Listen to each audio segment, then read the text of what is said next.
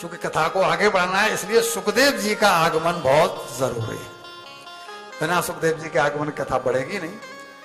तो महाभारत युद्ध में जब अश्वस्थामा ने द्रौपदी के सोए हुए कृष्णा सुतानाम स्वपताम सिरांशी सिर काट करके और दुर्योधन को ला करके भेंट कर दिए, तो एक तरह से उसने सोचा कि मैंने पांडव वंश को अब निर्वंश कर दिया, क्योंकि पांचों पांडवों के पुत्र मर गए, तो अब कोई संतान आगे होने वाली नहीं है, और संतान आगे जब होगी नहीं तो ये वंश निर्वंश हो जाए। लेकिन संजोग से अर्जुन की पुत्र वधु, यानी अर्जुन के पुत्र, उनकी पुत्र वधु उत्तरा, अभिमन्यु की पुत्र वधु यानी बहू उत्तरा, वो गर्भवती थी। बस वो उनके वंश को चलाने का एकमात्र साधन बचा था।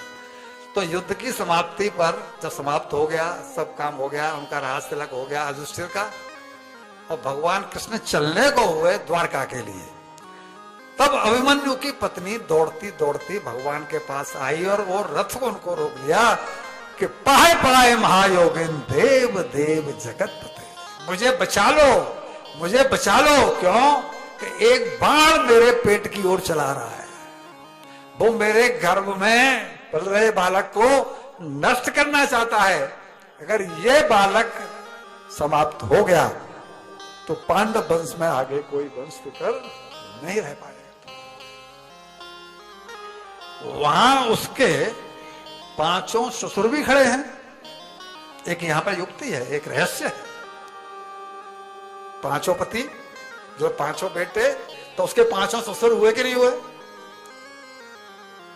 लेकिन वो भगवान कृष्ण से कह रही है उन 5 से, क्यों कि अंत में ये भी तो इन्हीं से कहेंगे, इनके पास अपना कौन सा बल है।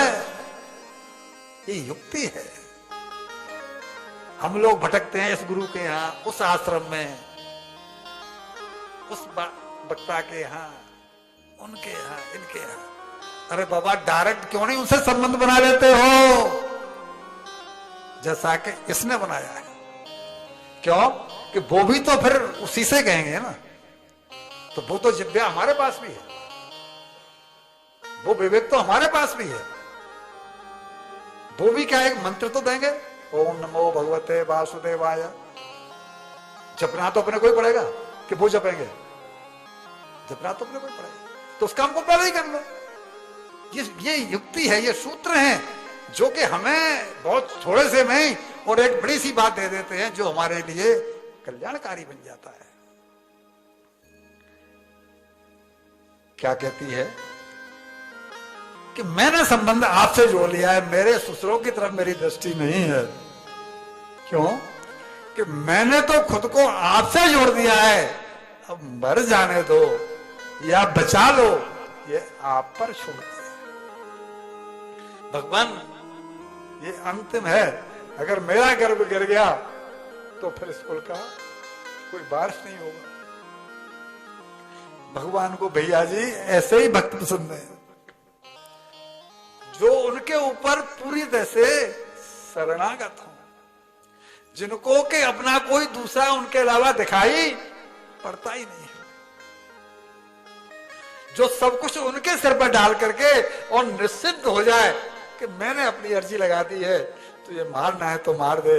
लेकिन ऐसा नहीं कि ये केवल होशियारी दिखा रहा हो, ध्यान ससुरों की तरफ हो, ऐसा नहीं। तो भगवान भी रीझ गए कि जब कह दिया कि तो आपके अलावा मेरा कोई नहीं है, आप ही बचा सकते हो, तो भगवान एक अंगुष्ठ के बराबर आकार लेकर के और उसके गर्भ में प्रवेश कर गए।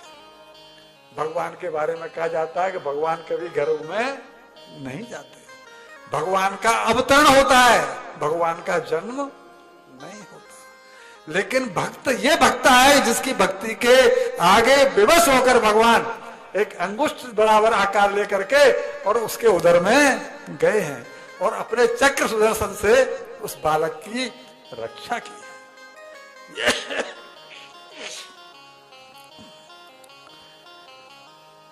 जब रक्षा हो गई, कुंती ने उनकी स्तुति की है। विपदे संतुन शश्वतः तत्र तत्र जगत गुरो भवतो दर्शनम यस्तात् पुनर्भव दर्शनम। मुझे विपत्ति दो प्रभु, मेरे ऊपर विपत्तियां आती रहें। ये दुष्ट की मां कुंती कह रही है। कोई विपत्ति मांगता है क्या? लेकिन ये मांगते, बुआ पूछा, बुआ मुझसे कुछ और मांगो ना, मैं तो आपका भतीजा हूं, विपत्ति क्यों मांग रही हो? तो इसलिए मांग रही हो कि जब तक विपत्ति पड़ती रही तुम हमारे सामने बने रहे। जब जब विपत्ति पड़ी तुमने हमें हर जगह बचाया, और अब हमारे यहाँ संपत्ति आ गई, युधिष्ठिर राज्याभिषेक आपने युधिष्ठिर का कर दिया, अब हर जगह हमारे यश की कीर्ति फैल रही है, ठीक है ना? तो अब आप चल दिए।